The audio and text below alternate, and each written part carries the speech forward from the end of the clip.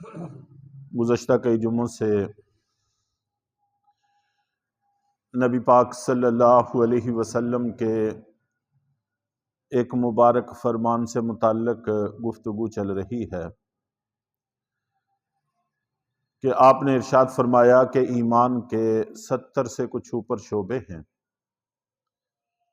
جن میں سے سب سے افضل لا الہ الا اللہ کہنا ہے، اور سب سے ادنا راستے سے تکلیف دہ چیز کا ہٹا دینا ہے۔ اور پھر آخر میں آپ صلی اللہ علیہ وسلم نے ارشاد فرمایا کہ حیا ایمان کا بہت بڑا شعبہ ہے۔ ان تینوں موضوعات پر کچھ گفتگو ہوئی ہے۔ آج حیا سے متعلق صرف یہ بات عرض کرنی ہے کہ اپنے اندر حیا کیسے پیدا کی جا سکتی ہے، اس کا طریقہ کار کیا ہے۔ قرآن و سنت میں ہمیں اس سے متعلق کیا ہدایات دی گئی ہیں۔ چنانچہ قرآن پاک میں اللہ رب العزت کا فرمان ہے والمحصنات الغافلات المؤمنات۔ اللہ تعالیٰ نے کچھ خواتین کی تعریف بیان کی ہے، ان کی مدح بیان فرمائی ہے کہ وہ خواتین جو پاک دامن ہوتی ہیں، اور غافلات خاص طور پر لفظ ذکر کیا کہ باہر کے حالات سے واقف نہیں ہوتی، نا واقف ہوتی ہیں اور ایمان والی ہوتی ہیں۔ تو باہر کے حالات سے عورت کا نا واقف کار ہونا، باہر کے حالات کو زیادہ نہ جاننا، اللہ تعالیٰ نے اس کی ایک تعریف کے طور پر ذکر فرمایا۔ جبکہ آج کل ہم لوگ دیکھ رہے ہیں کہ خواتین کی اپنی زبان سے یہ جملے نکلتے ہیں اپنے شوہروں سے متعلق، اپنے گھر کے مردوں سے متعلق، اپنے والدوں سے متعلق کہ ان کو کیا پتا، ان کو کیا پتا، ہمیں پتا ہے۔ باہر کے حالات سے جتنی وہ واقف کار ہیں، شاید مرد بھی اتنے واقف کار نہ ہوں۔ تو قرآن میں اللہ تعالیٰ ناواقف ہونے کی مدح بیان فرما رہے ہیں۔ مردوں کی صفت واقف ہونا ہے۔ اگر یہ باہر کے حالات سے واقف نہیں ہیں تو یہ اچھی بات نہیں ہے۔ مردوں کو باہر کے حالات سے واقف ہونا چاہیے، لیکن خواتین کا نا واقف ہونا اچھا ہے۔ اور اب حالات بدل گئے ہیں، خواتین اپنی زبان سے کہتی ہیں کہ ان کو کیا پتا، اور ہر معاملہ باہر سے جتنے معاملات ہیں ان کو اپنے ہاتھ میں لینے کی کوشش کرتی ہیں، جو کہ ٹھیک نہیں۔ اور اسی طرح قرآن پاک میں اللہ تعالیٰ نے یہ بات بھی ارشاد فرمائی ہے کہ ہر پیدا ہونے والا بچہ فطرت پر پیدا ہوتا ہے، اور ہر انسان کی فطرت میں حیا شامل ہے۔ اور آپ نبی پاک صلی اللہ علیہ وسلم نے فرمایا کہ ہر بچہ فطرت پر پیدا ہوتا ہے، والدین اسے یہودی بنا دیتے ہیں، نصرانی بنا دیتے ہیں، مجوسی بنا دیتے ہیں۔ تو والدین ان کو ایسا ماحول فراہم کرتے ہیں کہ جس کی وجہ سے ان کی فطرت متاثر ہوتی ہے، اور حالات احوال ان پر غالب آ جاتے ہیں، اور ان کی تربیت ٹھیک طور پر نہیں ہو پاتی۔ چنانچہ ہم دیکھتے ہیں پیدا ہونے والا بچہ وہ رات کو جلدی سوتا ہے، صبح جلدی اٹھتا ہے، پھر رفتہ رفتہ ہمارے گھر کا ماحول اس پر اثر انداز ہوتا ہے کہ وہ رات کو دیر سے سونا شروع کرتا ہے اور صبح کو دیر سے اٹھنا شروع کرتا ہے۔ یہ ہمارے گھر کے ماحول کی وجہ سے اس پر اثر پڑتا ہے، وگرنہ فطرت انسان کی یہی ہے کہ رات کو جلدی سونا، صبح جلدی اٹھنا، اور ہمارا ماحول اس کی فطرت کو بدل دیتا ہے۔ اور اسی فطرت کا اثر ہے، حضرت آدم علیہ الصلوۃ والسلام، اما جان حوا علیہ الصلوۃ والسلام جنت میں تھے، تو اللہ تعالیٰ نے کہا کہ اس درخت کے علاوہ باقی جو مرضی کھاؤ پیو، لیکن اس درخت کو نہ کھاؤ۔ اور اکثر مفسرین کا خیال یہ ہے کہ اس درخت سے مراد گندم کا درخت ہے۔ این ممکن ہے کہ دنیا میں تو گندم کا پودا ہوتا ہے اور جنت میں گندم کا درخت ہوتا ہو۔ حالات مختلف ہو سکتے ہیں یہاں کے اور جنت کے۔ تو اس شجرہ کے پاس نہ جاؤ، اس کو نہ کھانا، لیکن ابلیس نے بہکایا اور غلطی ہو گئی، اس کو کھا لیا۔ اور قرآن پاک میں کھانے کا بھی ذکر نہیں ہے، صرف چکھنے کا ذکر ہے کہ چکھا۔ اور چکھنا آپ جانتے ہیں کہ کسی بھی چیز کو انگلی لگا کر زبان پہ لگانا، اس کو چکھنا کہتے ہیں۔ صرف چکھنے کا ذکر ہے، کھانے کا ذکر نہیں ہے۔ تو چکھا، اور اسی کے اثر سے جنت کی نعمتیں چھننا شروع ہو گئیں، جنت کا لباس اترنا شروع ہو گیا۔ تو قرآن پاک میں اللہ تعالیٰ خود ارشاد فرماتے ہیں کہ انہوں نے جنت کے درختوں کے پتوں سے اپنے جسم کو ڈھانپنا شروع کیا۔ یہ فطرت ہے، حالانکہ وہ تنہا ہیں اور کوئی لوگ نہیں ہے ابھی، لیکن اس کے باوجود انسانی فطرت یہ ہے کہ وہ کپڑوں کے بغیر نہیں جیتا، کپڑوں کے بغیر نہیں رہتا۔ تو پتوں کے ساتھ اپنے جسم کو ڈانپنا شروع کیا، اور اسی کو اللہ تعالیٰ نے قرآن میں اور نبی پاک صلی اللہ علیہ وسلم نے احادیث کے اندر بیان کیا ہے کہ ہر بچہ فطرت پر پیدا ہوتا ہے۔ ہمارا ماحول، ہمارے حالات اس کو دوسری طرف لے کر جاتے ہیں، اس لیے اپنے ماحول کو اور اپنے حالات کو درست کرنے کی کوشش کرنی چاہیے۔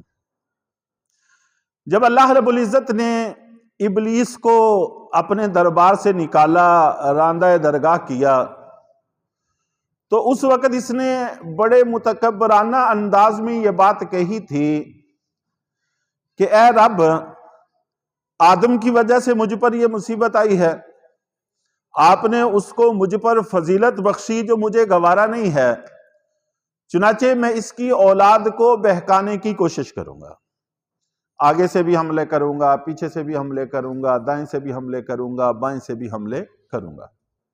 چاروں جہتوں کا تذکرہ کیا، ہر طرف سے حملہ آور ہوں گا اور ان کو راہ سے ہٹانے کی کوشش کروں گا۔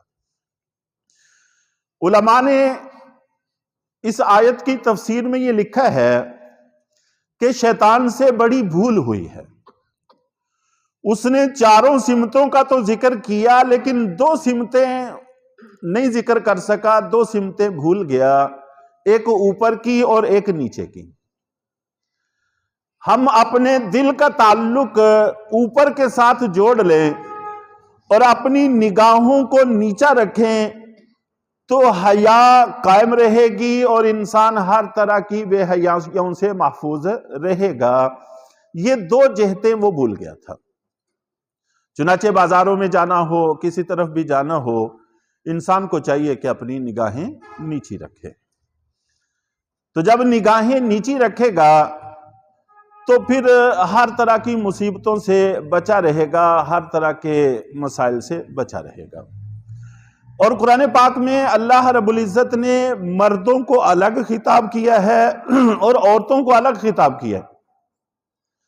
قل للمؤمنین اور قل للمؤمنات، علیحدہ علیحدہ، کہ اے پیغمبر ایمان والے مردوں کو کہہ دیں کہ اپنی آنکھوں کو نیچا رکھیں اور اپنے کردار کی حفاظت کریں، اور مردوں سے بھی، عورتوں سے بھی کہہ دیجئے کہ اپنی نگاہوں کو نیچے رکھیں اور اپنے کردار کی حفاظت کریں۔ تو یہی سے سارا کا سارا مسئلہ بگڑتا ہے، اور اللہ کے نبی صلی اللہ علیہ وسلم کا ارشاد بھی ہے کہ نگاہ شیطان کے تیروں میں سے ایک تیر ہے۔ نگاہ جہاں تک جاتی ہے ہر چیز کا عکس ذہن کے اندر، دل دماغ کے اندر لے لیتی ہے، سمیٹ لیتی ہے۔ اس لیے سب سے پہلا حملہ نگاہ سے ہی انسان پر ابلیس کا ہوتا ہے۔ اگر انسان اپنی نگاہوں کی حفاظت کر لے تو بڑی آسانی۔ چنانچہ اللہ کے نبی صلی اللہ علیہ وسلم نے یہ بھی ارشاد فرمایا کہ اگر کسی غلط جگہ کو دیکھنے کا تقاضا پیدا ہو رہا ہو اور انسان اللہ کے ڈر کی وجہ سے اپنی نگاہوں کی حفاظت کر لے، غلط چیز کی طرف نظر نہ ڈالے، تو اللہ تعالیٰ اس کے بدلے میں اس کو ایمان کی حلاوت عطا فرمائیں گے، ایمان کی مٹھاس عطا فرمائیں گے، جس کو ایمان والے محسوس کریں گے۔ اگر نگاہ غلط جگہ پر ڈالتے ہیں تو دل میں بے چینی، بے قراری اور پریشانی آتی ہے، اور اگر ہم نظر کی حفاظت کر لیتے ہیں تو سکون اور راحت اور ذائقہ اور مٹھاس اور ٹھنڈک محسوس ہوتی ہے۔ تو اللہ رب العزت نے بھی ہمیں نگاہ نیچی رکھنے کا حکم دیا، اور اللہ کے نبی نے بھی ہمیں نگاہ نیچی رکھنے کا حکم دیا ہے۔ تو یہ وہ راستہ ہے جس کے ذریعے سے ہم اپنی حیا کی حفاظت کر سکتے ہیں۔ حضرت ابو عبیدہ ابن جراح رضی اللہ تعالیٰ عنہ اور حضرت خالد ابن ولید رضی اللہ تعالیٰ عنہ، ان کی قیادت میں شام کے علاقوں میں جنگیں چل رہی تھیں۔ ایک قلعے کا محاصرہ کیے ہوئے تھے، صحابہ کرام نے ایک قلعے کا محاصرہ کیا ہوا تھا، محاصرہ کافی طویل ہو گیا، جس کی وجہ سے شہر کے لوگ، اندر کے دشمن پریشان ہو گئے۔ ظاہر ہے جب محاصرہ ہوتا ہے باہر کے لوگ اندر نہیں جا سکتے، باہر سے کوئی مدد اندر نہیں جا سکتی، اور اندر کے لوگ باہر نہیں آ سکتے۔ کھانا پینا انسان کی ضرورتیں ہیں بہت ساری، جس کی وجہ سے انسان کو اندر باہر آنا جانا پڑتا ہے۔ اب کام سارے بند ہیں، کھانا پینا جاری ہے، تو رفتہ رفتہ شہر کا سامان ختم ہونا شروع ہو جاتا ہے، پریشانی بن جاتی ہے۔ اور محاصرہ کرنے کا مقصد بھی یہی ہوتا ہے تاکہ دشمن تنگ آ کر شہر کے دروازے کھولے، باہر آئے، یا میدان میں جنگ لڑے یا ہتھیار ڈال دے۔ تو حضرت ابو عبیدہ ابن جراح رضی اللہ تعالیٰ عنہ محاصرہ کیے ہوئے تھے، تو اندر کفار نے آپس میں مشورہ کیا کہ ان کے ساتھ کیا کرنا چاہیے۔ تو تاریخ میں یہ بات لکھی ہوئی ہے کہ انہوں نے طے کیا کہ ان کو کسی نہ کسی مصیبت میں پھنسا کر ان پر حملہ کرنا چاہیے۔ چنانچہ انہوں نے اپنے شہر میں، قلعے میں ایک بازار قائم کیا، جس کو آپ بازار حسن بھی کہہ سکتے ہیں۔ تو اپنے شہر کی تمام نوجوان خواتین کو وہاں لا کر بٹھایا، اور کفار کے جیسے لباس ہوتے ہیں اس طرح کے لباس پہنائے۔ ان کا خیال یہ تھا کہ یہ مجاہدین کافی عرصے سے اپنے گھروں سے دور ہیں، فاتحانہ شان سے جب شہر میں داخل ہوں گے تو دیکھیں گے خواتین کو تو ٹوٹ پڑیں گے۔ جیسے کفار کے حالات ہم تاریخوں میں پڑھتے ہیں، کفار ایسا ہی کرتے ہیں۔ لیکن وہ یہ بات بھول رہے تھے کہ یہ مسلمانوں کے لشکر ہیں، اور مسلمان بھی وہ جو پہلی صدی کے مسلمان ہیں، صحابہ کرام ہیں، براہ راست اللہ کے نبی صلی اللہ علیہ وسلم کے تربیت یافتہ ہیں۔ چنانچہ سارے انتظامات کر کے اب باہر والوں کو تو کوئی پتہ نہیں اندر کیا ہو رہا ہے۔ حضرت ابو عبیدہ ابن جراح رضی اللہ تعالی عنہ کے پاس پیغام بھیجا کہ ہم دروازے کھول دینا چاہتے ہیں اور ہتھیار ڈالنا چاہتے ہیں، آپ شہر لے لیں اور یہ محاصرہ ختم کر دیں۔ حضرت ابو عبیدہ ابن جراح رضی اللہ تعالی عنہ بانپ گئے کہ ضرور کوئی نہ کوئی گڑبڑ ہے، یہ کوئی چال چلنا چاہتے ہیں۔ تو بہرحال حضرت ابو عبیدہ ابن جراح رضی اللہ تعالیٰ عنہ نے ان کی بات کو مان لیا، اور اللہ کے نبی صلی اللہ علیہ وسلم کا ارشاد بھی ہے کہ مومن کی بصیرت سے بچو، اس لیے کہ یہ اللہ کے نور سے دیکھتا ہے، بشرطے کہ وہ مومن ہو۔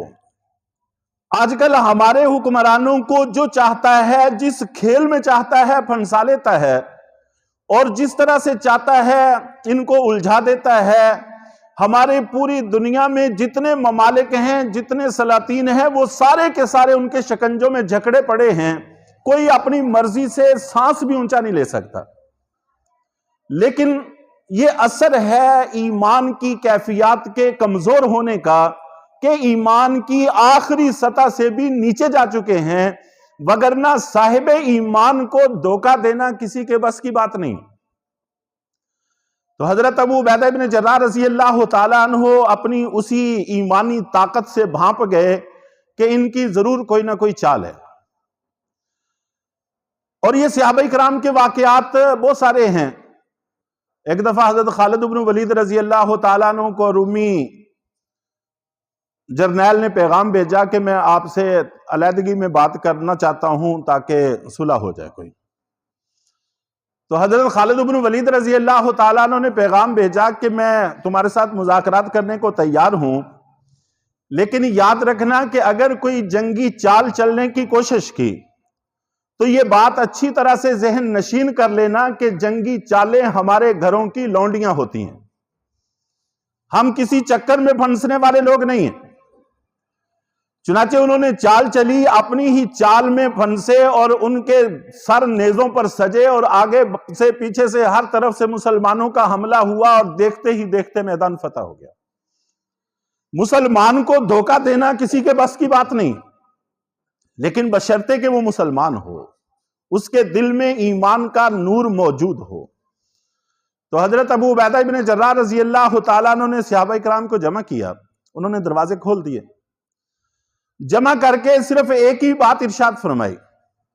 قرآن پاک کی آیت پڑھی جو میں نے پہلے بھی اس کا ترجمہ کیا ہے کہ اللہ تعالیٰ کا یہ حکم ہے اپنے پیغمبر کو کہ ایمان والوں سے کہہ دو کہ اپنی نگاہوں کو نیچا رکھیں اور اپنے کردار کی حفاظت کریں. تو انہوں نے ان کی چال تک کو بھانپ لیا اور وہ کیا چاہتے ہیں اس تک کو محسوس کر لیا. یہ ان کی ایمانی بصیرت تھی. اللہ کے نور سے دیکھتے ہیں. اللہ کے نور سے دیکھنے کا مطلب یہی ہوتا ہے. چنانچہ حضرت ابو عبیدہ بن جراح رضی اللہ تعالیٰ عنہ اپنے لشکر کے ساتھ داخل ہوئے. جہاں سے اس لشکر نے گزرنا تھا وہیں پر بازار سجایا گیا تھا، لیکن تاریخ اس بات پر شاہد ہے کہ پورے لشکر اسلام میں سے ایک شخص نے بھی نظر اٹھا کر ان کی طرف نہیں دیکھا. ان کا خیال یہ تھا کہ جب ان میں الجھیں گے تو غفلت میں ہوں گے، حملہ کر دیں گے، اللہ کی مدد شامل حال نہیں ہوگی تو ایسے میں ان کو شکست دینا آسان ہوگا. لیکن وہ ناکام رہے، اس لیے کہ صحابہ کرام نے قرآن پاک کی آیت سن لی تھی. اللہ کا حکم سننے کے بعد پھر اس میں ذرہ بر کوتاہی ہو جانا یہ صحابہ کرام کا مزاج نہیں تھا. چنانچہ امام بخاری رحمۃ اللہ علیہ نے اپنی کتاب میں ایک پورا باب اس عنوان پر قائم کیا ہے کہ جب اللہ کا حکم آ جائے تو انسان کو چاہیے کہ رکے اور اللہ کے حکم کو سنے اور سن کر دیکھے کہ اللہ کیا کہنا چاہتے ہیں. وقوف عند کتاب اللہ، کہ انسان کو کتاب اللہ کا حکم سننے کے بعد رکنا چاہیے. یہ اس کی ذمہ داری میں شامل ہے اور یہ قرآن پاک کا حق ہے، اور اس کے اندر کوتاہی یہ کسی طور پر بھی مناسب نہیں. اور صحابہ کرام کی شان یہی تھی. چنانچہ یہ عنوان قائم کر کے حضرت عمر رضی اللہ تعالیٰ عنہ کا ایک واقعہ نقل کیا امام بخاری رحمۃ اللہ علیہ نے. حضرت عمر رضی اللہ تعالیٰ عنہ کی شورا کے اندر کچھ نوجوان صحابہ کرام بھی تھے جن میں نے پہلے بھی کئی دفعہ عرض کیا حضرت عبداللہ بن عباس رضی اللہ تعالیٰ عنہ تھے، اور اسی طرح ایک صحابی حضرت حر ابن قیس الخزاعی رضی اللہ تعالیٰ عنہ تھے.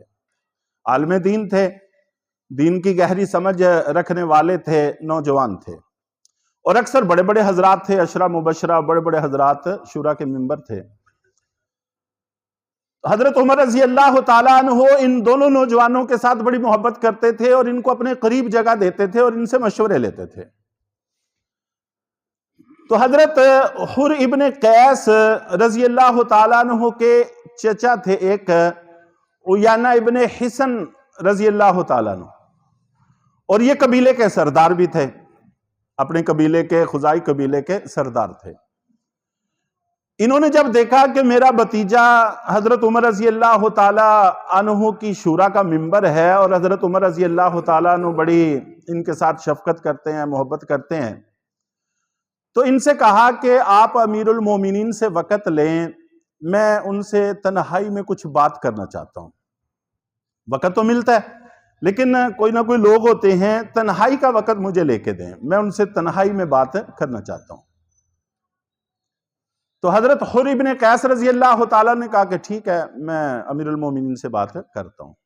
چنانچہ انہوں نے بات کی، حضرت عمر رضی اللہ تعالیٰ نے وقت دے دیا اور ان کے چچا عیینہ ابن حصن رضی اللہ تعالیٰ عنہ وہ آگے۔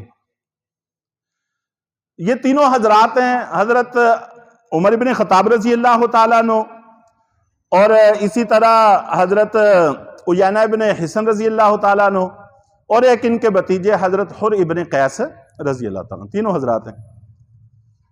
تو بیٹھتے وقت قبیلے کے سردار تھے حضرت عیینہ، تو اپنی اسی سرداری کے ماحول میں بیٹھتے بیٹھتے ان کی زبان سے ایک جملہ نکلا اور انہوں نے کہا کہ امیر المومنین آپ ہمارے ساتھ انصاف نہیں کرتے۔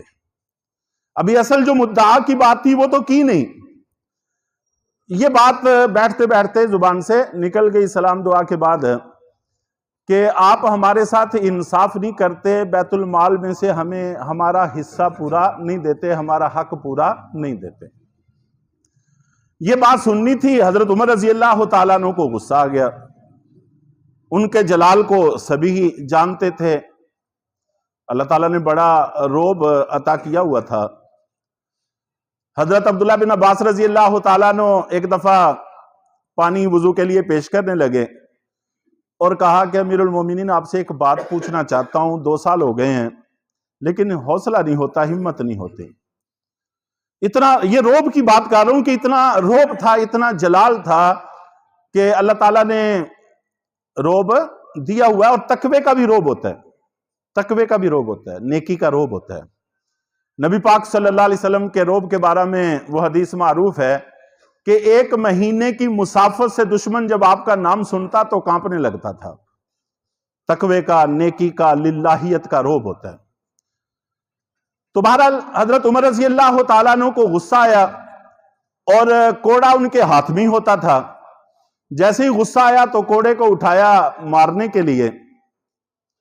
اب حضرت حر ابن قیس رضی اللہ تعالیٰ عنہ بڑے گھبرا گئے، پریشان ہو گئے کہ یہ کوڑا میرے چچا کو لگے گا، قبیلے کے سردار ہیں، جا کر قبیلے میں خبر پہنچے گی تو میری تو کوئی عزت باقی نہیں رہے گی۔ کہ آپ امیر المومنین سے ملاقات کروانے کے لیے گئے تھے یا کوڑے مروانے کے لیے گئے تھے؟ تو کہتے میں تو بڑا پریشان ہو گیا۔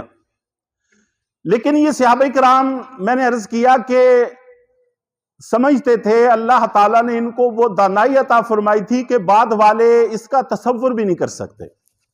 ان کو پتا تھا کہ قرآن پاک کی آیت ہی ہو سکتی ہے جو یہاں پر حضرت عمر رضی اللہ تعالیٰ عنہ کو روکے، اس کے علاوہ اور کوئی دنیا کی طاقت ان کو روک نہیں سکتی۔